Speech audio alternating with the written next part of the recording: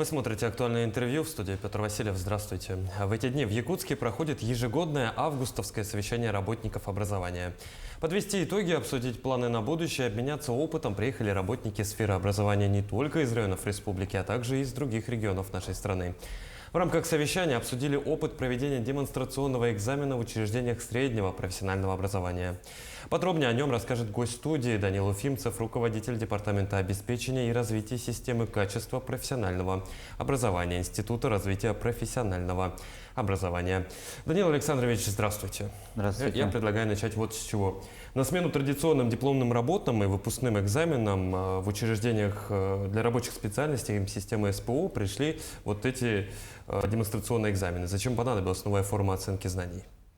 Новая форма оценки знаний обусловлена тем, что все-таки система среднего профессионального образования, она нацелена на практикоориентированное обеспечение, и значительную часть подготовки составляют как раз-таки рабочие, которые после обучения должны прийти на заводы, в компании и заниматься выполнением каких-то трудовых функций, решением производственных задач. И, безусловно, для работодателей важно, чтобы к ним пришли непосредственно те выпускники, которые сразу бы могли выполнять эти производственные задачи. Ну, это самое главное, потому что подготовка в первую очередь идет под работодателей. Ну, насколько я понимаю, на подобного рода экзаменах присутствуют и сами работодатели. Да. А для чего это нужно и почему это так важно? Но для работодателей это нужно, потому что, тем более сейчас, очень актуальна история с закрытием кадровых потребностей компаний и предприятий, с учетом импортозамещения, санкций. Наша страна развернулась на развитие внутренних производств. Она и до этого занималась этими вопросами, но сейчас мы видим это из и послания президента страны, и из указа президента. И, безусловно, система среднего профессионального образования одна из систем, которая закрывает и решает кадровые потребности компаний и предприятий для того, чтобы решать экономические вопросы развития нашей страны и, в частности, регионов. Ну, то есть могут быть такие случаи, когда работодатель прямо на месте уже определяется с будущим сотрудником? Эта практика становится все чаще и чаще действительности. Буквально на прошлой неделе мы провели форум среднего профессионального образования, где говорили тоже о демонстрационном экзамене, как бренде или тренде. И несколько спикеров у нас были как раз-таки выпускники, которые закончили колледж, сдавали демонстрационный экзамен, и предложение по трудоустройству они получили прямо во время экзамена. И вот сейчас успешно трудятся. А если говорить о студентах, какие преимущества экзамен дает студентам и становятся ли студенты более востребованными? Безусловно, студент становится более востребованным, потому что действительно на этих экзаменах человек показывает, что он конкретно может делать. На примере, допустим, поварского дела, да, есть допустим, горячие блюда, десерты, холодные закуски. И при выполнении заданий работодатель конкретно видит, как комплексно он может выполнять все эти задания, либо у него что-то только в этом направлении хорошо получается. И на самом деле это же экономия для работодателей, потому что раньше говорили о том, что система плохо готовит кадры, и нам нужно переучивать. А сейчас мы видим совершенно другую картину. Система среднего профессионального образования активно модернизируется, активно развивается, в том числе есть федеральный проект «Профессионалитет», где уже участвуют более 1000 колледжей, и непосредственно программы, задания демонстрационного экзамена разрабатываются под конкретные работодателя.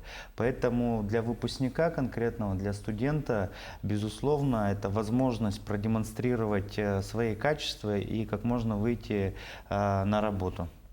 А если говорить вот о сути самого экзамена, как он проходит? Ну, у нас организации СПО огромное множество. Допустим, медицинский колледж. Что включает в себя? Медицинский колледж, может быть, не самый удачный пример, потому что у Министерства здравоохранения Российской Федерации есть своя система аттестации. Но, тем не менее, наши медицинские колледжи проводят демонстрационные экзамены, и это говорит о чем? О том, что востребован этот инструмент, о том, что он эффективен. И в Якутии, в частности, также в медицинском колледже эти демонстрационные экзамены проводятся.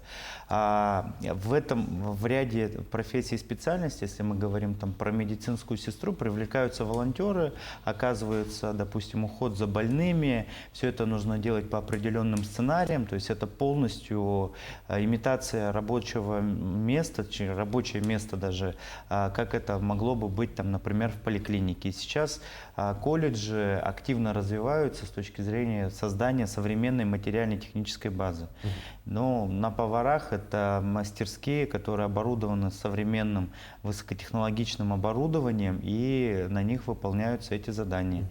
Сварщики трубы варят, автомеханики машины ремонтируют по разным моделям, и все это вот приходит на реальном оборудовании. То есть вот с помощью этого экзамена, благодаря ему, то есть уже работодатель может не смотреть на опыт работы?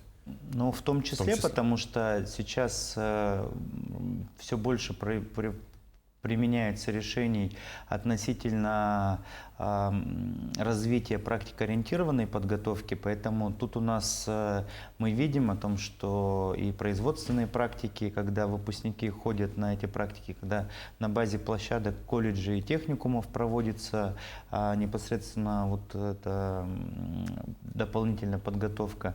И, конечно же, это большая такая работа взаимодействия. И вообще демонстрационный экзамен – это один инструмент соединения образования и компаний и предприятий, потому что без экспертов, то есть судьи кто, сами готовим, сами же себя и проверяем, что в принципе было тоже раньше в большинстве случаев, когда только внешне был председатель Государственной экзаменационной комиссии, который в принципе оценивал там дипломные работы, например, да, поэтому перед страной сейчас у нас очень много стоит задач, и сейчас разработка оценочных материалов у нас активно реализуется. Более 700 компаний и предприятий в этом направлении участвуют.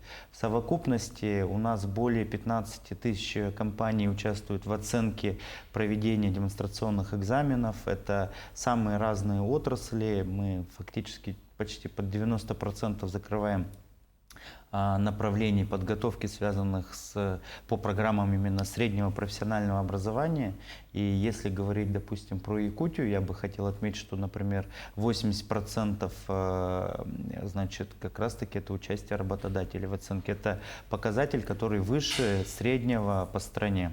По стране он около 50. Ну вот раз вы уж упомянули Якутию, предлагаю остановиться на этой теме. На ваш взгляд, как оцените нашу республику вот в деле внедрения и развития демонстрационных экзаменов? Ну, вообще, Якутия участвует с 2017 года в организации проведения демонстрационных экзаменов. Это было в рамках регионального проекта кадрового обеспечения промышленного роста, и это было связано с пилотной апробацией. Сейчас Якутия реализует различные направления подготовки, по ним проводит экзамены. И есть история, связанная с показателями, да, когда мы говорим о федеральном проекте «Профессионалитет», когда устанавливаются определенные KPI, и Якутия с этими направлениями, безусловно, справляется.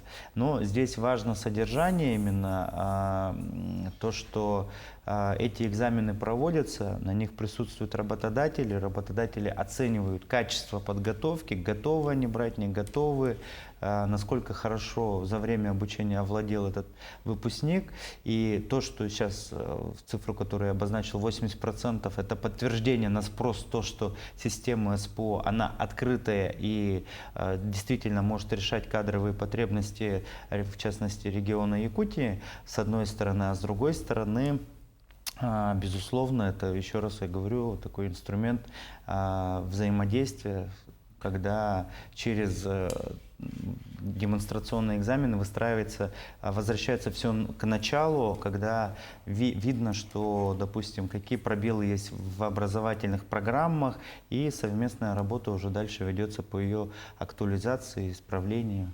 корректировки. Мы в начале нашего разговора отметили, что состоялся круглый стол. Каким выводом пришли участники по итогам обсуждения?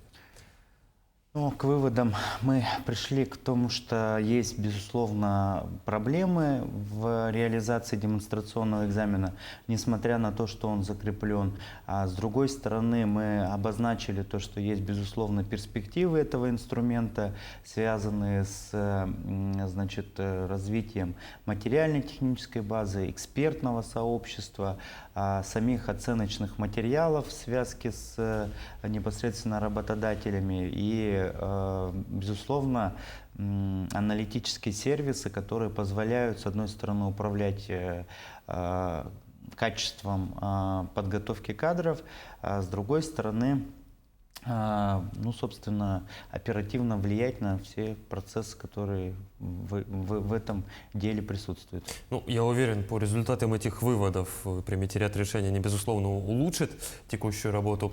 В заключение, этот год в России был объявлен годом педагога и наставника. Какие полугодовые итоги вы бы отметили?